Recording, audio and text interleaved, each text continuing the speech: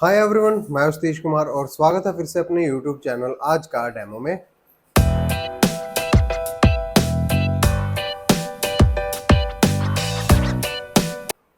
आज हम आपके लिए जो वीडियो बना रहे हैं वो है आपको एसी कैसा लेना चाहिए अपनी रूम कंडीशन के हिसाब से। देखिए, हर बंदे का जो रूम जहाँ भी उसने एसी लगाना होता है, हर बंदे की रूम कंडीशन अलग अलग होती है।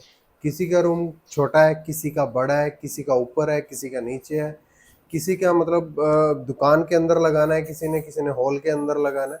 तो मतलब बहुत सारी कन्फ्यूज़न होती है कि आपको अपने जो साइज़ है रूम का या फिर स्पेस है जहाँ पे आपने लगाना है, तो उसके हिसाब से कैसा एसी आपको खरीदना चाहिए। तो वीडियो को लास्ट तक एंड तक ज़रूर देखना, हम आपकी सारी कन्फ्यूज़न को दूर करने की कोशिश करेंगे। ये मेरा पर्सनल ओपिनियन है, हर बंदे का अपना अलग-अलग ओपिनियन हो सकता है, अलग-अलग चॉइसेस हो सकती हैं। बट अगर आप मेरी वीडियो को फॉलो करते हैं, तो मेरे ख्याल से जो मैं आपको बताने जा रहा हूँ, उसी के हिसाब से आपको इस 2024 में एक नया एसी खरीदना चाहिए। तो जल्दी से स्टार्ट करते हैं। तो सबसे पहले हम बात करते हैं इन्वर्टर और नॉन इन्वर्टर एसी की। देखो, मार्केट के अंदर जो नॉर्मल एसीज होम हमारे घर के लिए जो चल रहे हैं, वो दो टाइप के चल रहे हैं। एक है नॉन इन्वर्टर एसी और एक है इन्वर्टर एसी। दोनों के अंदर गैप क्या होता है, फ़र्क क्या होता है? जो आपका नॉन इन्वर्टर एसी होता है, उसको हम फिक्स्ड स्पीड एसी भी कहते हैं। यानी कि उसके अंदर जब आप एसी को ऑन करते हैं, मान लो आपने 1 टन का एसी लिया है या फिर आपने 1.5 टन का 1.5 टन का एसी लिया है, तो वो उसी कूलिंग कैपेसिटी के ऊपर काम करेगा। मान लो आपने अपने रूम का जो टेम्परेचर है 24 डिग्री सेट किया है, तो फिक्स स्पीड एसी क्या काम करता है? वो आपका एसी का मान लो पहले रूम का जो टेम्परेचर था वो 35 डिग्री था, वो उस 35 डिग्री को 24 डिग्री के ऊपर कूलिंग करते करते लेके आएगा और उसके बाद वो उसका जो कंप्रेशर है कट ऑफ हो जाता है। मतलब वो आपका उसी कैपेसिटी के ऊपर काम करता रहता है। जब आपका टेम्परेचर थोड़ा-सा राइज़ होता है, जैसे ही वो 26-27 डिग्री के ऊपर पहुँचता है, एसी दोबारा फिर स्टार्ट हो जाता है, उसी एम्पेयर पे, उसी इलेक्ट्रिसिटी कंज़म्पशन के ऊपर। यानी कि उसकी इलेक्ट्रिसिटी कंज़म्पशन में कम नहीं होती है, वो कट ऑफ कर जाता है और उसी कूलिंग कैपेसिटी के ऊपर चलता रहता है, जब तक आपका रूम का टेम्परेचर अचीव नहीं हो जाता। दूसरी तरफ अगर हम नॉन इन्वर्टर एसी की बात सॉरी इन्वर्टर एसी की बात करें, तो इन्वर्टर एसी का काम थोड़ा अलग होता है। उसके अंदर जो आपको कंप्रेसर लगा हुआ मिलेगा, वो वेरिएबल स्पीड वाला कंप्रेसर होता है। वेरिएबल स्पीड का मतलब, मान लो आपके रूम है, आपका मान लो 12 बाय 12 का रूम है या 10 बाय 10 का रूम है और उसके अंदर आपने एक 1.5 टन का एसी लगाया हुआ है। तो जब आप एसी को ऑन करते हैं, 24 डिग्री आपने टेम्परेचर सेट कर दिया, टेम्परेचर था रूम का पहले 35 डिग्री, तो जैसे ही आपका रूम का टेम्परेचर 24 डिग्री अचीव हो जाता है, तो जो 1.5 टन का इन्वर्टर एसी है, वो धीरे धीरे अपनी जो उसकी इलेक्ट्रिसिटी कंजप्शन है उसको कम कर लेता है और जहाँ पे वो मान लो 8 एम्पेयर पे चल रहा होता है, वो धीरे धीरे पहले 7, 6, 5, 4, 3, 2 ऐसे एम्पेयर उसके कम होते जाते हैं। तो यानी कि जैसे आपका 1.5 टन का एसी है, वो धीरे धीरे आपका 1.5 टन से सवा टन, 1 टन, पौना टन और आधा टन, ऐसे वो धीरे धीरे छोटा होता जाता है। और आजकल जो एसी आ रहे हैं, उनके अंदर तो आपको रिमोट पे ही उनको छोटा या बड़ा करने का बटन, यानी कि कन्वर्ट करने का बटन रिमोट पे ही दे दिया गया है, जिसकी वजह से आप उस 1.5 टन के एसी को सवा टन, 1 टन, पौना टन जैसे मर्जी आप छोटा बड़ा उसको कर सकते हो। तो ये है सबसे बड़ा गैप इन्वर्टर और नॉन इन्वर्टर एसी के बीच में। तो अब हम बताते हैं आपको अपनी रूम कंडीशन के हिसाब से। रूम कंडीशन की बात करें, तो अगर आपका रूम, मान लो अगर आप 1.5 टन का एसी ले रहे हैं, तो आपके रूम का साइज़ जो है मैक्सिमम 110 स्क्वायर फुट से लेके 150 या फिर 160 स्क्वायर फुट के आसपास होना चाहिए।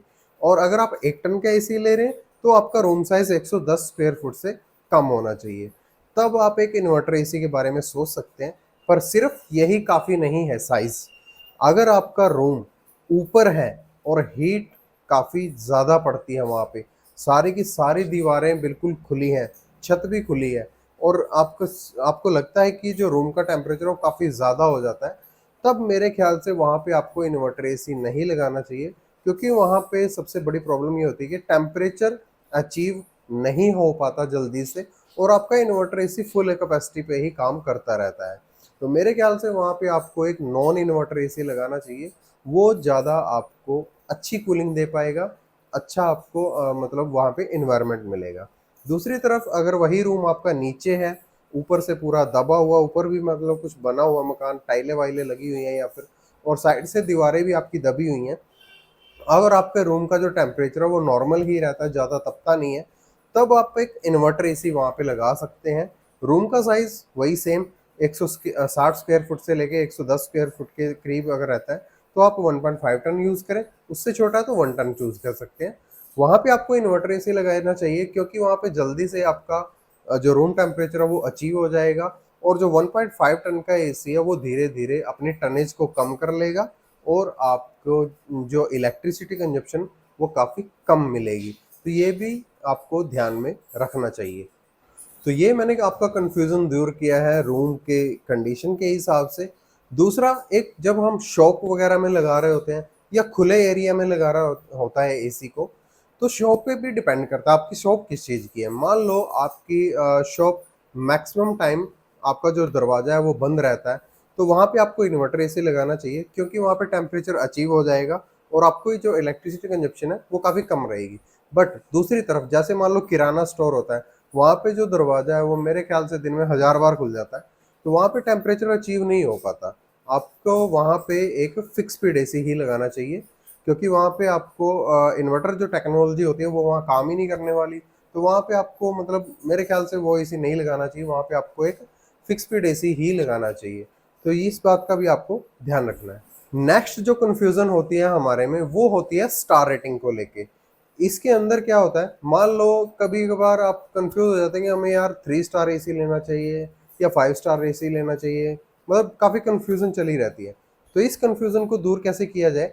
मान लो अगर आप एसी को 8 से 10 घंटे या 12 घंटे के लिए यूज़ कर रहे हैं, तो इलेक्ट्रिसिटी कंजप्शन के अंदर 3 स्टार और 5 स्टार के अंदर आपको मैक्सिमम से मैक्सिमम 150 यूनिट्स का गैप देखने को मिलता है, या उससे ज़्यादा मैक्सिमम 200 यूनिट्स का गैप ही देखने को मिलता है। बट अगर आप उसको कैलकुलेट करते हैं तो वो आपके सीज़न के अंदर लगभग मोटा-मोटा लगा लो कि 1000 रुपए की या फिर 700-800 रुपए की लाइट का फ़र्क पड़ जाता है 3 स्टार और 5 स्टार के अंदर। बट प्राइस की अगर हम बात करें तो दोनों के प्राइस में भी लगभग आपका 8 से 9,000 रुपए का या 7 से 8,000 रुपए का गैप हो जाता है। यानी कि अगर आप एसी को कम यूज़ कर रहे हैं 8-10 घंटे के लिए, तब आप 5 स्टार एसी खरीदने के लिए पहले ही लगभग 8 से 9 साल का उनको बिल पे करके दे रहे हो। तो कहने का मतलब है, अगर आपका एसी का यूज़ कम है, तब आपको एक 3 स्टार एसी ही लेना चाहिए, क्योंकि आप एक्स्ट्रा पैसे दे के और 9 साल का बिल पहले ही पे कर रहे हो, तो उससे कोई फ़ायदा नहीं है। 9-10 साल के बाद तो बंदा वैसे भी एसी को चेंज करने की सोच लेता है।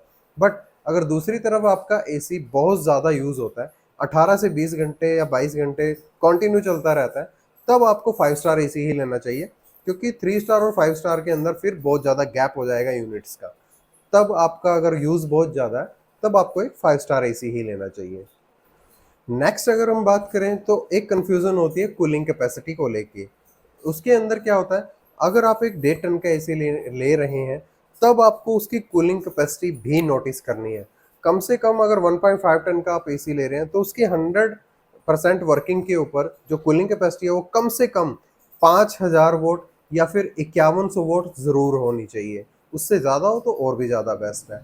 तो ये आपको प्लीज़ इस चीज़ का ध्यान में रखना है, क्योंकि अगर इससे कम कूलिंग कैपेसिटी का आप एसी लेते हैं, यानी कि 4800, 4600, 4500 वॉट का अगर आप एसी खरीदते हैं कूलिंग कैपेसिटी वाला, तो आप एक 1.5 टन का एसी नहीं खरीद रहे हैं। वो एसी आपका लगभग 1.4 या फिर 1.35 टन का एसी होता है, तो आपको अच्छी कूलिंग नहीं मिल पाएगी। तो इस चीज़ को आपने प्लीज़ ध्यान में रखना है। लास्ट पॉइंट जो आपको ध्यान में रखना वो है आफ्टर सेल सर्विस। आपको अपने एरिया में आफ्टर सेल सर्विस का भी पता होना चाहिए कि कौन सा ब्रांड आपको ज़्यादा अच्छी आपके एरिया में सर्विस देगा, क्योंकि प्रॉब्लम्स क्या होती है, कई बार हम गांव में रह रहे होती हैं, तो वहाँ पे आपको एक स्मॉल टाउन में रह रहे होते हैं, वहाँ पे ब्रांड्स आपको अच्छी सर्विस नहीं देते। तो इस चीज़ को भी आपने ध्यान में रखना है, और जो भी ब्रांड आपको बेस्ट सर्विस आपको वहाँ पे उस एरिया के अंदर दे रहा है, आपको मेरे ख्याल से उसी ब्रांड का एसी परचेज करना चाहिए।